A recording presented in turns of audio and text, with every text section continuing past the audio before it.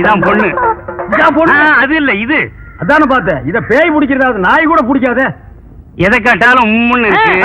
ஒரு நேரத்துல சிரிக்குது, ஒரு நேரத்துல கண்ணை கொண்டு போய் சொருவுது, ஒரு நேரத்துல பல்லெல்லாம் கிட்டி போகுது. அது என்னன்னு கொஞ்சம் பாருங்க. அது என்னன்னு பாருங்க. பொண்ணு கல்யாணம் ஆயிடுச்சா? இன்னும் இல்லையே. யாராவது மடச்சாம்பா, நீ முன்னாடியே சொல்றது இல்லையா? நீ பெத்த பொண்ணு தானே?